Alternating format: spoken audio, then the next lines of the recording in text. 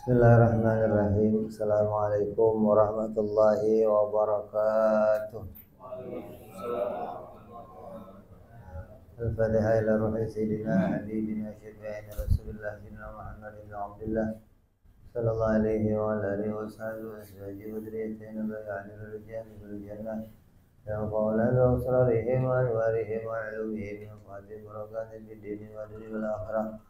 يهلنا من حزبهم يرزقنا محبتهم ويتوفنا على ملتهم ويحشرنا في زمرتهم بالعافية سلامتهم ثم الفائدة إلى صاحب الكتاب ثم إلى صاحب الشروحات يسأل محمد ثم إلى حضرة الوالد الحق عبد الله بن ناصر العطاس نفعنا الله بهم وبعلومهم لهم الفاتحة.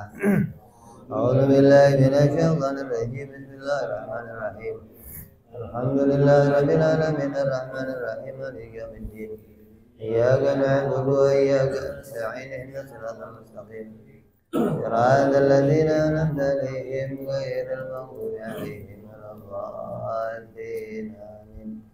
بسم الله الرحمن الرحيم نويت تعلما والذكرى والنفع والانتفاع والإفادة والحث على التمسك بكتاب الله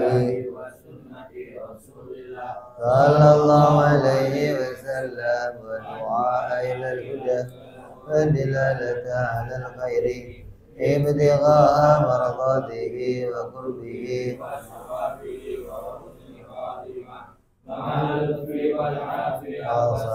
العاقبة. بسم الله الرحمن الرحيم الحمد لله رب العالمين الصلاة والسلام على أشرف الأنبياء والمرسلين سيدنا وحبيبنا وشفيعنا ومولانا محمد وعلى آله وصحبه أجمعين. أما بعد قال مصنف الكتاب رحمه الله نفعنا به وبعلومه بالدارين. اللهم افتح قلوبنا فتوح العارفين بحكمتك وانصر علينا برحمتك يا أرحم الراحمين. إلى أن قال شيخ إبراهيم الغاني وخص خير الخلق أن قد تمم به الجميع ربنا وعمما بإثاده وشرعه لا يسخ بغيره hatta zamanu yusahu. Dan dikhususkan makhluk terbaik bahwa Allah subhanahu wa ta'ala menyempurnakan semua nabi dan meratakan kebangkitannya, maka syariatnya tidak akan terputus dengan selainnya sampai zaman ini lenyap. Ini masih menyambung pada bait yang kemarin yang Syekh Ibrahim menyatakan bahwa Nabi Muhammad Sallallahu Alaihi Wasallam itu oleh Allah diperkuat oleh mukjizat yang menunjukkan bahwa betul-betul dia utusan Allah adalah sebuah mukjizat.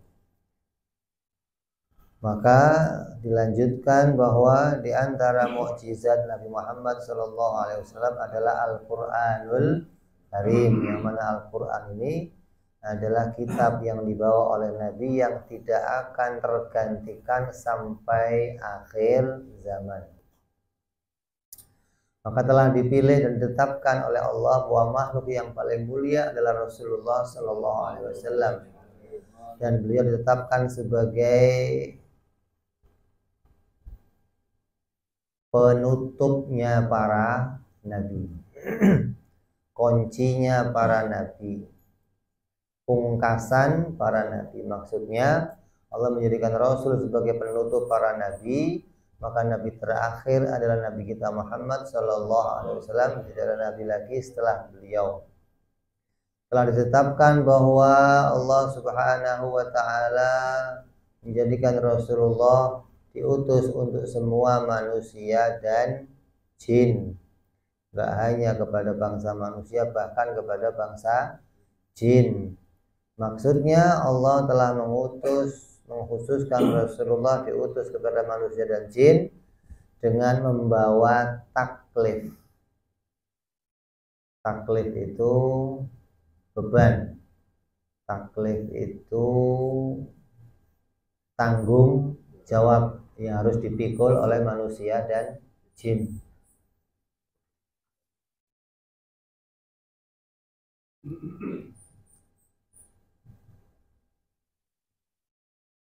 Beda dengan datangnya Nabi Shallallahu Alaihi Wasallam kepada bangsa malaikat, maka datangnya Nabi kepada mereka adalah litasyrif, untuk dimuliakan, agar para malaikat memuliakan para nabi.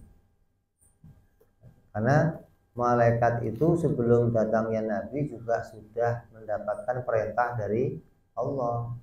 Malaikat sudah berbakti, sudah punya ibadah, sudah punya ketaatan kepada Allah.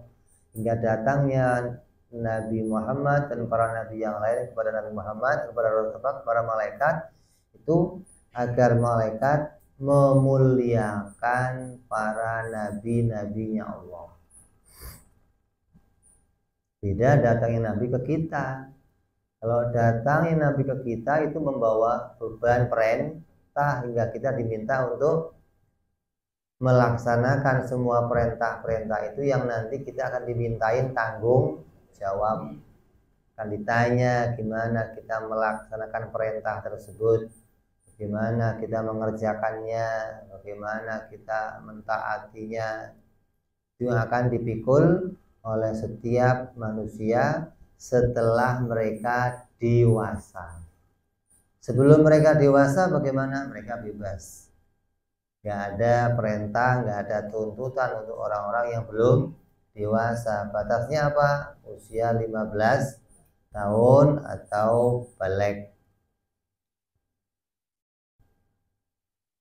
Dan Nabi Muhammad SAW diutus secara umum untuk seluruh manusia, bahkan kepada tumbuh-tumbuhan, kepada batu-batuan, kepada hewan-hewan.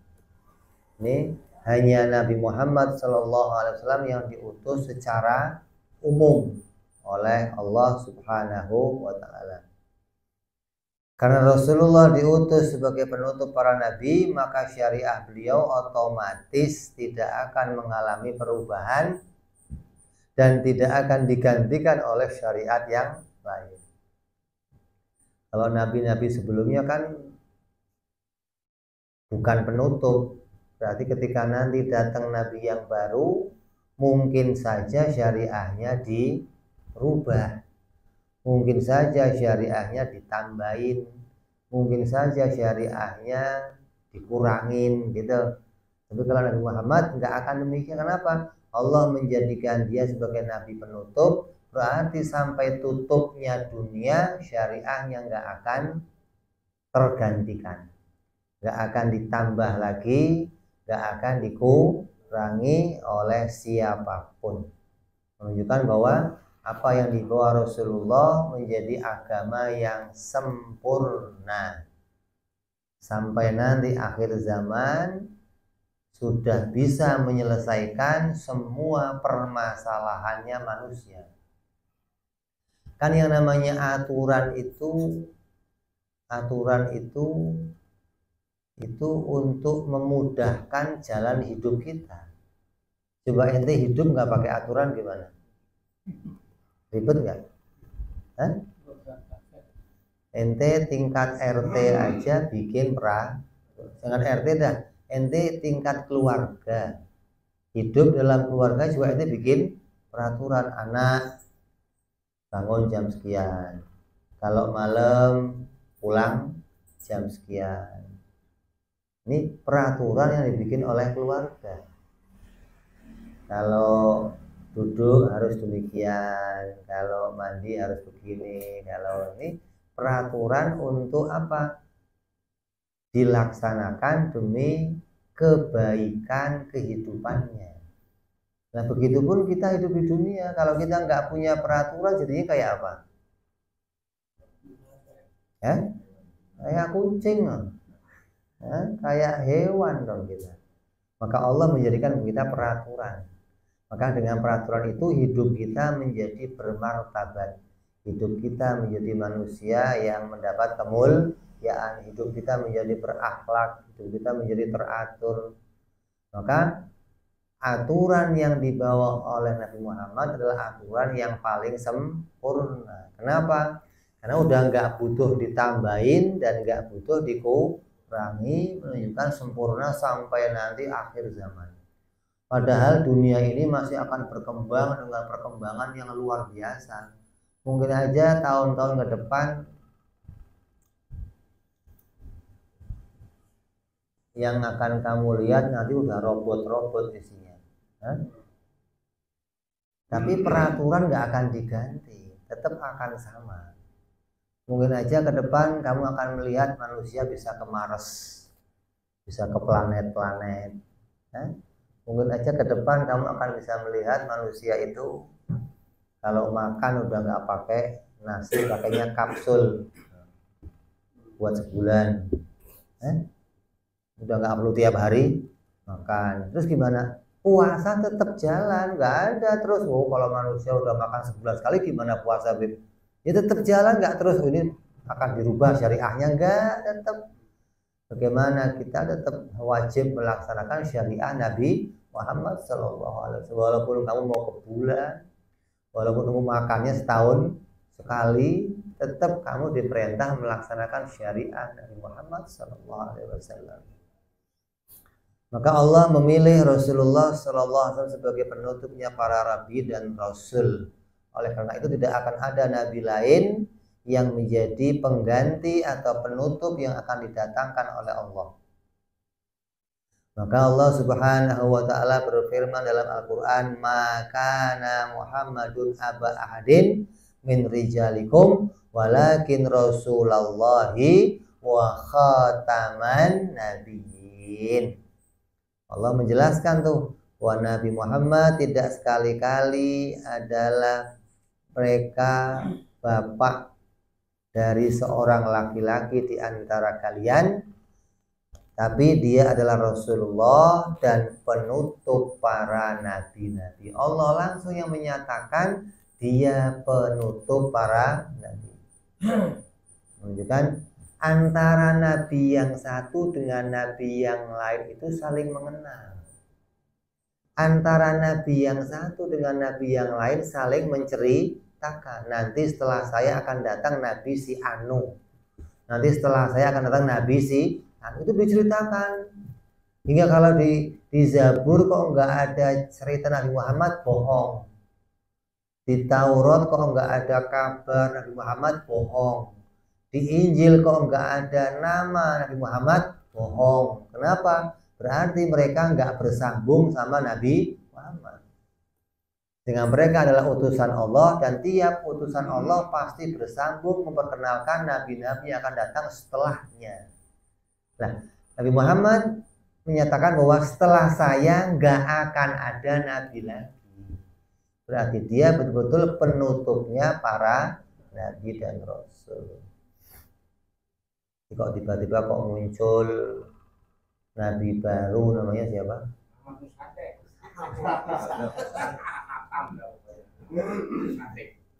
Itu masih ada lagi pengikut.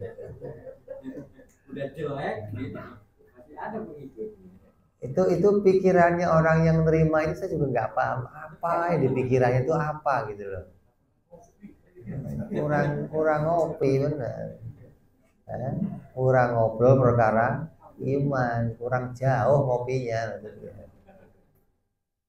Ada lagi nabi yang datang pakai ini, ngasih syarat, pokoknya kalau mau ikut saya bayar sekian dijamin masuk.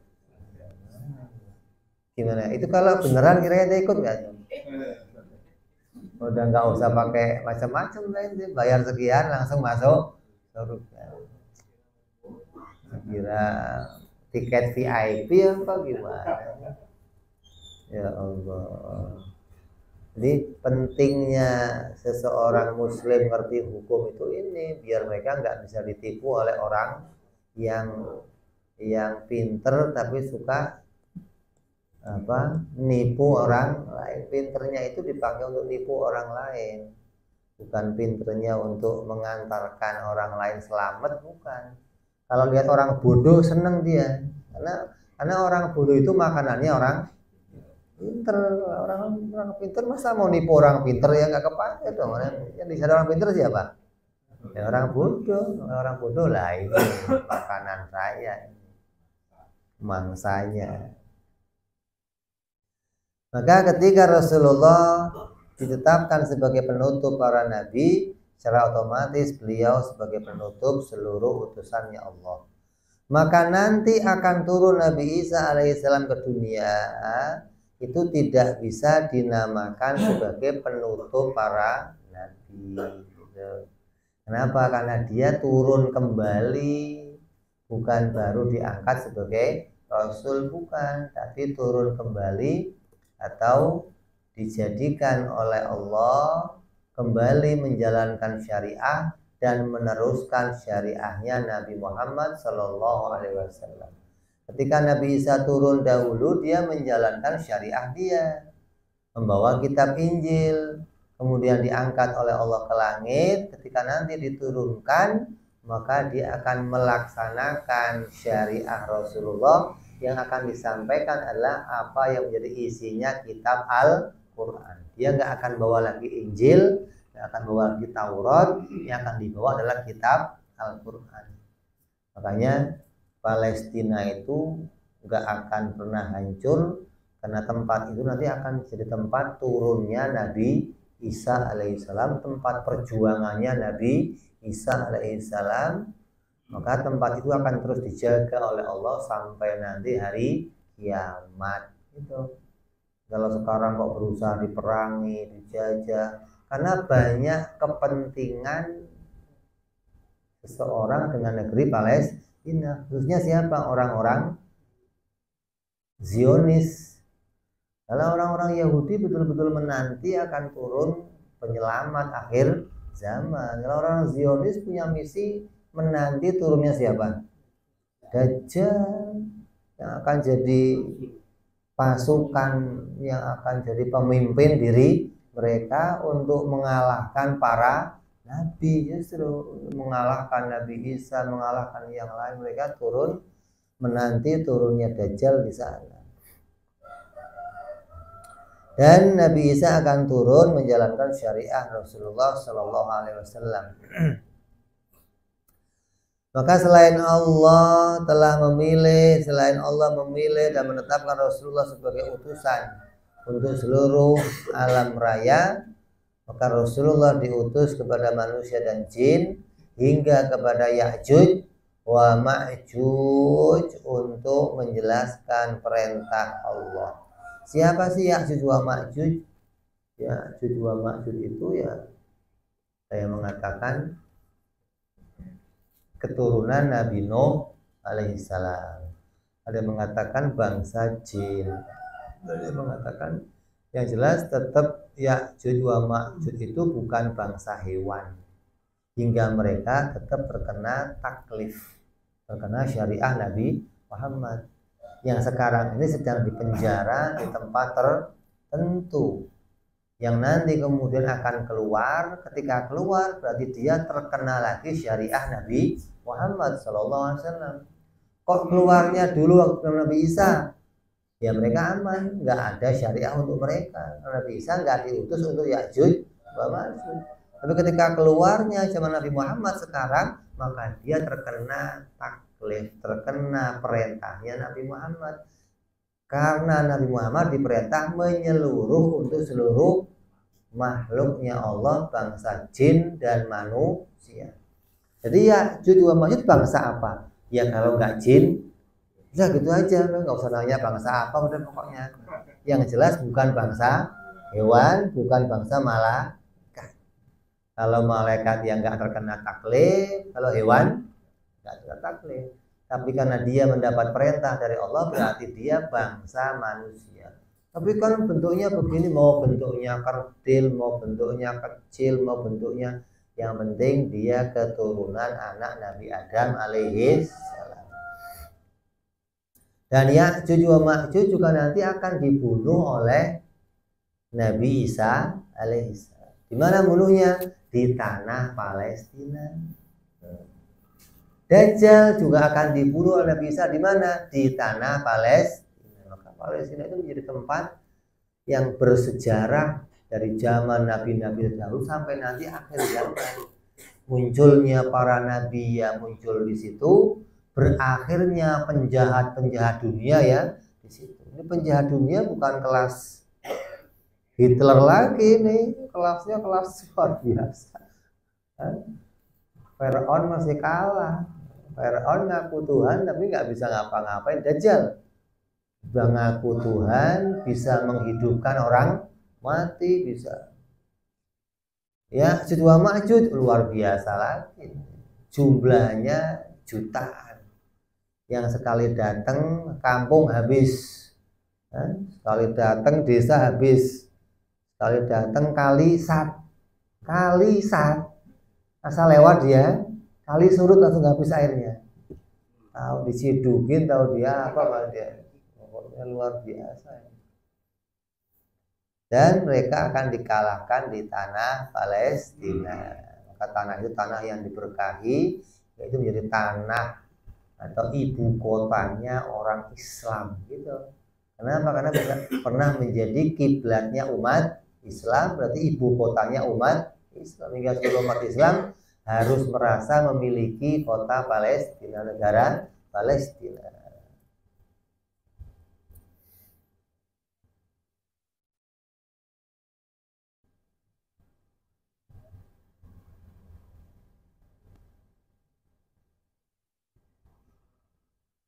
Jadi keumuman perintah Allah yang diberikan kepada Nabi Muhammad SAW itu enggak dimiliki oleh nabi-nabi yang lain. Sejak Nabi Adam yang diutus untuk kelompoknya, Nabi Ibrahim kelompoknya, Nabi Nuh kelompoknya, sampai Nabi Isa untuk kelompoknya. Kalau sekarang para pastor-pastor kok mengajak manusia untuk masuk agama Kristen, ini salah paham aja. Oh, yang dipanggil domba-domba yang tersesat. Yang nggak tersesat diajakin juga kan repot. Domba-domba yang tersesat siapa? Yang orang-orang Yahudi yang mereka itu tersebar di seluruh dunia. Orang Yahudi itu nggak punya negara. Mereka main celok sana, main celok sini, main celok sana. Ketika Nabi Isa turun, mereka diundang untuk kembali masuk kepada ngikutin ajaran Nabi Isa. Maka yang jauh-jauh dianggap domba yang tersesat. Jadi ente jangan tersinggung kalau dipanggil domba tersesat. Gua dipanggil bukan ente maksudnya, gitu loh. Yang domba-domba yang tersesat itu ya mereka orang-orang ya Yahudi yang dipanggil dari golongan Bani Israel.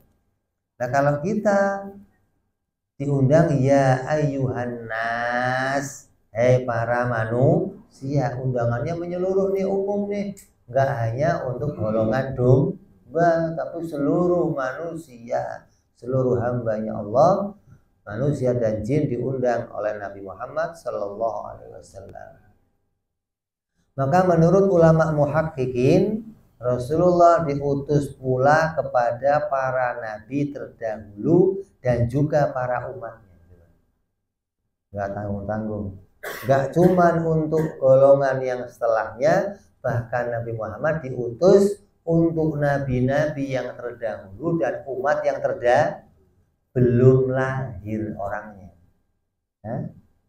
Orangnya belum, sudah wajib diimani juga. Siapa yang nggak iman akan lahirnya Nabi Muhammad kafir. Wah, ini kan sudah berdakwah untuk nabi-nabi yang sebelumnya. Hingga umat-umat yang sebelumnya semua mengenal Nabi Muhammad Sallallahu Alaihi Wasallam. Seperti umat Islam mengenal akan terjadinya akhir zaman kiamat, gitu loh. Belum terjadi wajib diimani. Muhammad juga begitu. Belum turun, belum diutus, belum lahir, sudah diperintahkan untuk diimani. Bahkan dia mengatakan semua nabi diutus untuk menjalankan syariahnya Rasulullah tapi hal itu berlaku di alam arwah. Ruh Rasulullah diciptakan sebelum penciptaan semua ruh-ruh yang lainnya. Kemudian ruh Nabi Muhammad diutus kepada ruhnya para nabi. Maka ruhnya Rasulullah mendatangi ruhnya para nabi. Maka wujudnya para nabi di alam jisim, di alam ajsam, alam jasad, alam avatar, sekarang ngomongnya, itu sebagai penggantinya Rasulullah Shallallahu Alaihi Wasallam. Sebelum mereka turun ke dunia ini, mereka sudah didakwai oleh Nabi Muhammad di alam arwah. Maka oleh karena itu pada hakikatnya Rasulullah diutus untuk semua manusia mulai zaman Nabi Adam alaihissalam hingga akhir zaman pada hari kiamat. Hal ini sesuai dengan sabdanya Nabi, kata Nabi, bu'istu ilan nasi kafah. Aku diutus kepada manusia secara menyeluruh. Berarti siapa aja tuh? Sejak Nabi Adam sampai kiamat, sampai akhir zaman. Allah juga berfirman, wa ma arsalnaka illa kafatan linnas. Dalam surat As-Saba Allah berfirman, dan kami tidak mengutus engkau wahai Muhammad melainkan kepada seluruh manusia seluruhnya. Kok bisa seluruhnya? Ya tadi kata para muhakkikin, oh ini diambil dari hikmah. Karena sebelum Nabi diutus ke dunia, Nabi sudah diutus oleh Allah untuk mendatangi, mendakwai para nabi-nabi di alam arwah. Maka dari alam arwah, semua nabi-nabi yang turun ke dalam jasad-jasad yang nyata itu membawa misinya Nabi Muhammad Sallallahu Alaihi Wasallam. Maka seseorang yang mengingkari keumuman diutusnya Rasulullah, dia betul-betul hukumnya kafir. Kayak orang Nasrani mengatakan, oh enggak, Muhammad mau diutus untuk orang Arab aja, kafir. Dia menyatakan Muhammad enggak diutus untuk semua manusia, maka orang yang mengatakan begitu hukumnya kafir. Orang Yahudi menolak keumuman Nabi Muhammad, maka hukumnya kafir. Dia mengatakan kami enggak akan pernah berpindah dari Nabi Musa, hukumnya kafir. Kami enggak akan mengikuti yang lain kecuali Nabi Isa, hukumnya kafir. Jadi menolak keumuman diutusnya Nabi Muhammad Sallallahu Alaihi Wasallam. Hari ini berbeda dengan keyakinan kaum Isawiyah dari golongan orang-orang kaum Bani Israel, orang-orang Yahudi yang mereka meyakini bahwa Rasulullah hanya diutus untuk orang-orang Arab. Ini nyata nih. Maka ketika mereka didakwai oleh Nabi Muhammad, mereka tidak mau berpindah kepada ajaran Nabi Muhammad, bertahan pada ajaran Nabi Isa alaihi salam. Maka setelah ditetapkan bahwa Rasulullah sebagai penutupnya para nabi dan diutus kepada manusia secara umum, manusia dan jin, sampai kepada malaikat, hewan, semua benda dan tumbuh-tumbuhan, sebagaimana yang telah disebutkan sebelumnya, maka Nabi juga diutus mendatangi mereka. Hewan memuliakan Nabi Muhammad, tumbuhan memuliakan Nabi Muhammad. Gimana tumbuhan memuliakan Nabi Muhammad? Tumbuhan kalau Nabi di bawahnya duduk, maka dia mengayominya. Kalau mataharinya geser, tumbuhannya geser. Bukan Nabi yang geser, kalau kita kan kita yang geser. Panas nih, pindah duduknya gitu loh. Kalau Nabi enggak, tumbuhannya yang geser, mayungin Nabi Muhammad Sallallahu Alaihi Wasallam. Makanya dulu zaman Nabi datang kemana? Ke pendeta siapa? Bukhairah. Yang dia melihat ada awan yang mengikuti Nabi. Ketika diajak masuk ke rumah Bukhairah, Bukhairah keluar lagi dari rumahnya, melihat awan itu enggak berpindah, tetap memayungi sendalnya Nabi Muhammad SAW. Kenapa? Orang-orang Bani Israel juga banyak yang punya keramat begitu. Keramat berupa awan itu bukan hal yang aneh di Bani Israel, udah banyak yang punya gitu loh. Tapi kalau nabinya masuk rumah, awannya hilang gitu. Nanti kalau nabinya keluar lagi, awan datang lagi gitu. Dan ketika Buhair datang, Nabi diajak masuk ke rumah, dia keluar, awan itu nggak pindah. Ini tandanya ini bukan keramat gitu loh.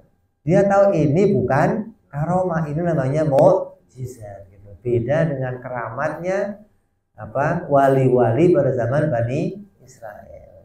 Jadi Buhaira udah tahu, oh ini mah bukan keramat, ini mukjizat kalau ini mah. Jadi semua makhluknya Allah memuliakan Nabi Muhammad, bahkan awan-awan pun memuliakan Nabi Muhammad Sallallahu Alaihi Wasallam. Kalau kata ulama, itu awan itu mayungi Nabi biar Nabi nggak kepanasan. Ini alasan yang rasional begitu, adat namanya. Awan itu saking cintanya sama Nabi nggak mau Nabi dipanasi oleh matahari. Tapi kalau kata muhakkikin, oh nggak begitu. Kalau awannya minggir, matahari keluar bayangannya, gitu. Bukan Nabi yang keluar bayangannya, tapi matahari keluar bayangannya. Kenapa?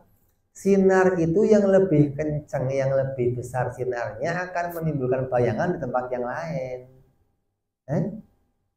Nabi disinari matahari, nggak ada bayangannya, coba. Tandanya apa? Lebih terang cahayanya Nabi. Nah kalau matahari disinar sama Nabi, matahari keluar bayangannya, gitu kan, kayak dari matahari berbahaya. Maka ditutupin sama awan biar matahari nggak keluar bayangannya gitu, bukan Nabi yang keluar bayangannya. Hal ini sesuai dengan yang disabdakan Rasulullah, lan tazala hadhil ummati qa'imatan ala amrillahi la yadurruhum man khalafahum hatta ya'tiya amrullah. Umat ini akan selalu menjalankan perintahnya Allah, agama yang benar, maka tidak akan membahayakan mereka orang-orang yang berbeda sampai nanti datangnya hari kiamat. Nabi nggak pernah takut umatnya akan kehilangan agama Nabi. Kenapa? Karena mayoritas manusia akan tetap berpegang pada ajaran Nabi Muhammad Sallallahu Alaihi Wasallam. Allah menjadikan penjagaan terus untuk orang-orang yang mengikuti syariahnya Nabi Muhammad. Walaupun ada kelompok-kelompok yang terus merongrong untuk mengacaukan syariah Nabi Muhammad. Muncul kelompok Syiah, muncul kelompok Khusyiyah, kelompok Mu'tazilah, Murji'ah, kelompok Wahabi, Salafi, kelompok macam-macam muncul kelompok-kelompok, nggak akan membahayakan kelompok Ahlus Sunnah wal Jamaah. Kelompok ini tetap akan aman sampai terus nanti hari kiamat. Kenapa? Karena tetap mempertahankan apa yang diajarkan oleh Nabi Muhammad SAW sesuai dengan rel yang benar, gitu loh. Orang itu kan begini, kalau ada sekarang itu ada perlombaan kan, itu orang bisik-bisik terus nyambung, nanti yang ke belakang ngomongnya udah beda sama yang pertama, ya. Nah, ini dianggap begitu. Nabi Muhammad itu sudah 1400 tahun. Generasi-generasi udah beda sama zaman Nabi Muhammad. Itu kalau nggak ada pedomannya, gitu. Kalau cuma bisik-bisik doang ya begitu. Makanya orang yang baca Quran hadis doang ya mesti berbeda dengan zaman Nabi, karena nggak punya pedoman. Lah adapun ahli sunnah, ulamanya udah bikin pedoman. Sholat begini, puasa begini, fikih begini, tauhid begini, akidah begini. Gimana mau melenceng, gitu loh. Hingga Quran dan hadis dijalankan sesuai dengan pedoman yang ada, nggak cuma bisik Fisik lah, kalau itu cuma baca Quran, generasi baca Quran, kata generasi ini begini, generasi berikutnya begini, yo ngartinya beda-beda terus. Karena mereka nggak diberi pedoman untuk ngartiin Quran dan hadis. Tapi ahli sunnah punya pedoman untuk menyelamatkan agama mereka, nggak akan pernah disesatkan sampai nanti akhir zaman. Maka Nabi misalkan bahwa umatku nggak akan tersesat. Kenapa? Karena akan muncul generasi-generasi yang mereka membuat pedoman-pedoman untuk diikuti sampai nanti hari kiamat. Kemudian kita semua tetap berada pada pedoman-pedomannya para ulama hingga kita selamat beragama sampai generasi berikutnya, hingga anak cucu kita, hingga orang-orang setelah kita semua selamat membawa ajaran Nabi Muhammad SAW, hingga kita bisa berkumpul bersama Rasulullah SAW nanti di akhirat di surganya Allah Subhanahu wa taala. Amin ya rabbal alamin. Wa ala niyatin shalawat hadratin nabi. Al-Fatihah. A'udzu billahi minasyaitonir rajim. Bismillahirrahmanirrahim. Alhamdulillahirabbil alamin arrahmanir rahim maliki yaumiddin. Iyyaka na'budu wa iyyaka nasta'in ihdinas siratal mustaqim.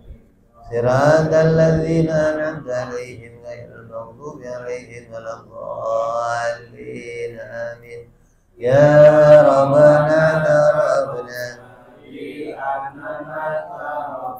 وأننا أسرفنا على لظى أشرفنا فتب علينا توبة أرسل كل حوبة فذلنا عراتي آمن راحتي واغفر ربي ومولودنا والأهل والإخوان